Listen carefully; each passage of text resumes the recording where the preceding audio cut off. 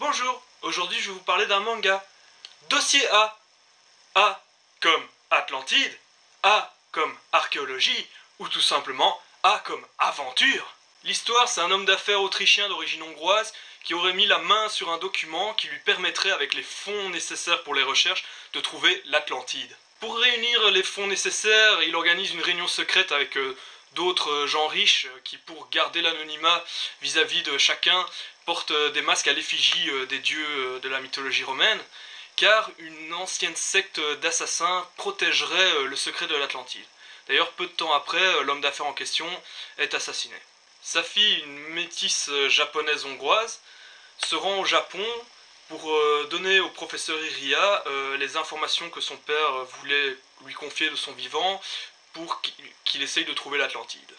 Iria est un ancien archéologue ayant fait polémique en Grande-Bretagne pour avoir déclaré avoir découvert la tombe du roi Arthur, alors qu'en fait il s'est fait avoir par défaut. Et donc il s'est fait virer de son poste universitaire et depuis il tient une boutique d'antiquités. Donc c'est un manga d'aventure où l'on apprend beaucoup de choses sur les civilisations anciennes et d'autres choses. On voyage beaucoup, il y a du suspense. Il n'y a pas autant d'action que dans un Indiana Jones, mais les personnages sont plus profonds, il y a des passages dramatiques, etc. Donc c'est un seinen, ça s'adresse donc aux jeunes hommes adultes, mais finalement, hommes, femmes, les plus petits, les plus âgés, peu importe quoi. Au niveau du dessin, certains trouveraient ça un peu old school, moi j'aime bien, je trouve ça bien, et le découpage, bien. Il y avait eu un peu de pub lors de la sortie du premier tome. Moi je me suis enfilé le premier tome et le deuxième tome d'un coup parce que putain j'étais à fond dedans quoi, je voulais absolument savoir la suite. C'est vraiment, ça m'a fait penser à quand je lisais les débuts de 20th Century Boys. Je me suis dit d'ailleurs ça va être le nouveau 20th Century Boys.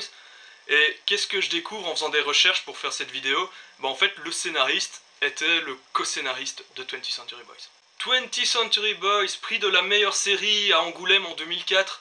La série qui a fait qu'il y a des quarantenaires qui savent que je suis fan de manga, qui se sont mis à parler de ce sujet avec moi.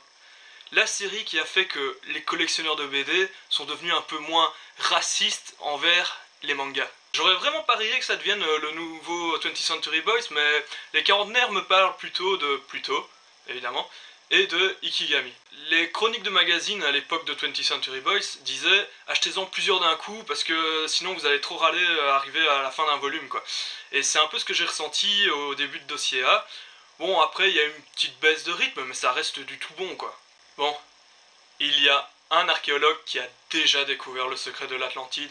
C'est Indiana Jones dans Indiana Jones and the Fate of Atlantis en 1992.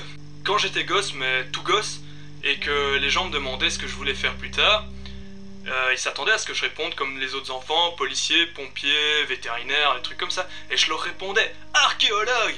Alors déjà ils étaient super étonnés que je connaisse ce mot, mais qu'en plus que je veuille faire ça.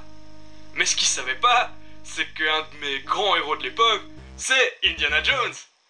Bon après j'ai compris qu'en fait archéologue, ben tu vivais pas des aventures comme ça.